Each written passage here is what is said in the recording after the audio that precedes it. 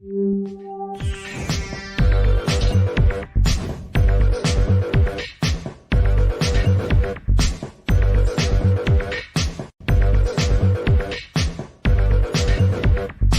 everybody, welcome to the show. You know where you are, the 9 at 9 with me, Tigo. And if you're watching the show right now, you know what's coming. We're bringing another great expert to the deck.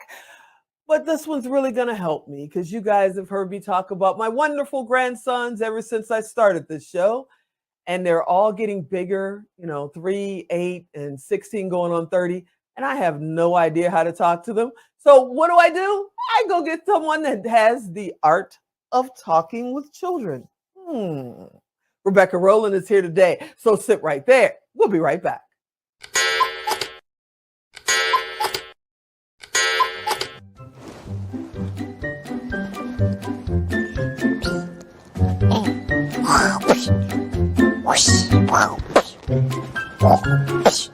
Emmett, do you want to play with me? Yeah, I can't play right now. I'm doing show notes.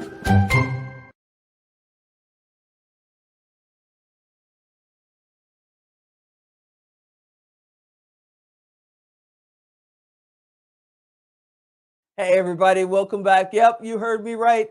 Do you know how to talk with your children or grandchildren? I thought I did, but my 3-year-old doesn't. My 3-year-old grandson doesn't even listen to me anymore. So what do? We call Rebecca. Rebecca, are you out there? Hi, how are you? I'm good. Help. How do I talk to my 3-year-old grandson who'd rather say no to anything than say yes to me? Yeah, I mean, I have a 5-year-old and a 10-year-old, so I definitely know the feeling. One thing I've actually developed is lots of different ways of saying no without using the word no. Okay, I'm listening. How do you do that? For example, maybe tomorrow, probably later, let's write down the things you want to do and we'll pick one. All of these kinds of things without that's a great having idea. to utter the word no, which often kind of creates that cycle of no and more defiance and more no's. Now, I know you wrote a book called The Art of Talking with Children, and we're definitely going to get into that. And we've got to get into the 7 pillars of rich talk because something tells me you're not talking about multi-level marketing or network marketing. It has something to do with kids.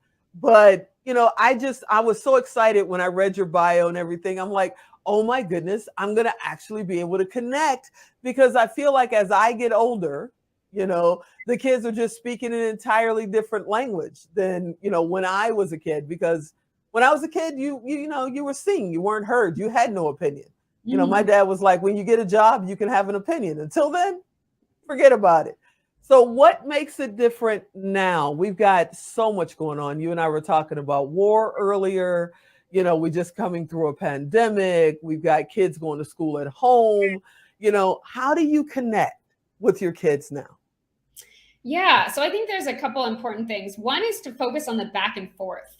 So I wrote the book, The Art of Talking with Children and not at children, because I'm really emphasizing how much you're talking and how much a child is talking. How do you find that balance? So we often are lecturing, but without getting inside a child's head. So it doesn't mean let a child do whatever they want, but actually start with what they're thinking about. Wow. And you're a mom. We already covered that, 5 and 10.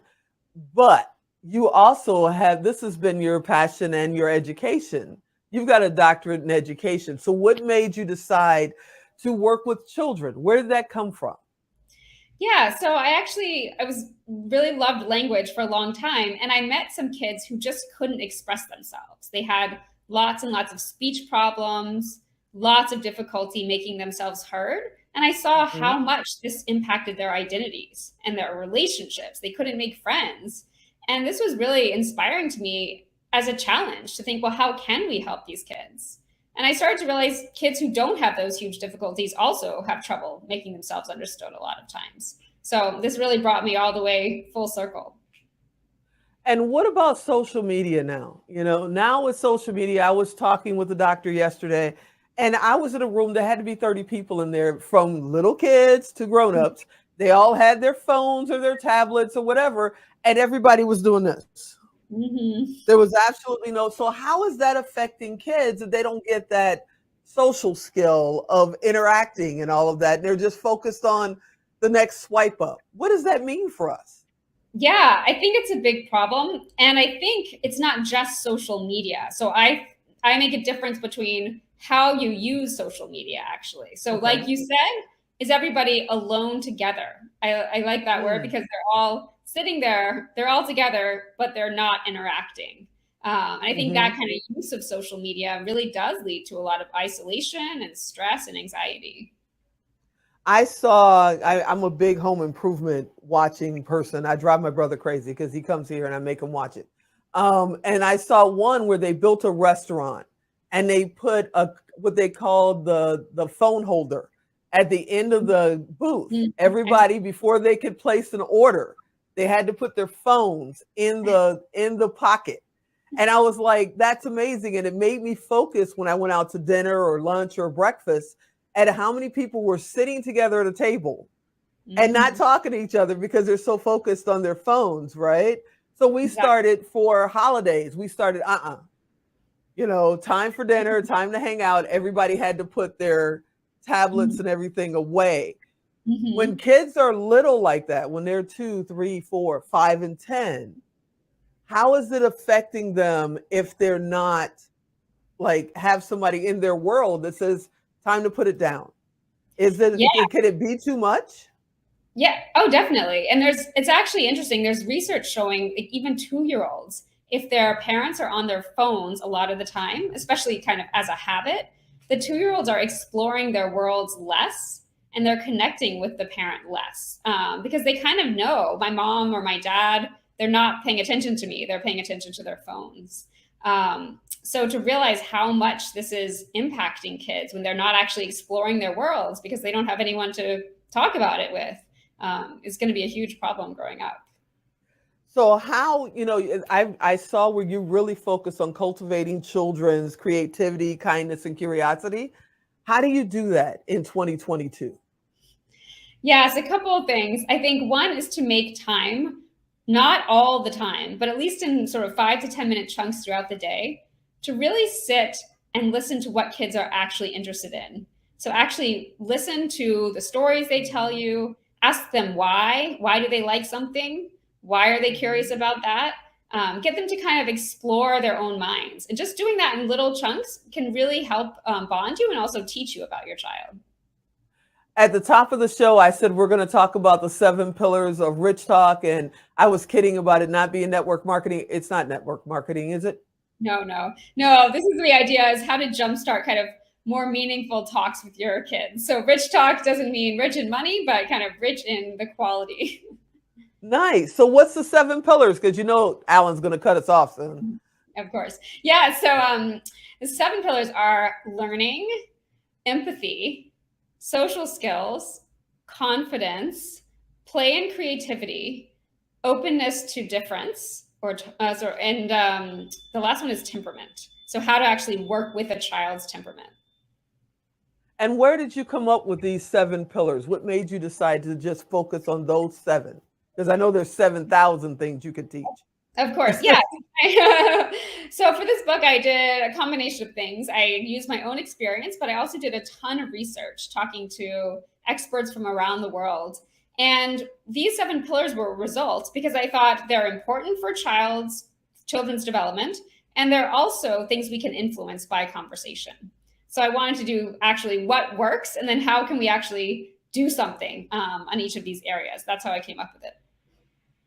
So I know people are out there going, yeah, yeah, yeah, Tigo, where do we get the book? Where do we get the book? So tell everybody the name of your book and how they can find it.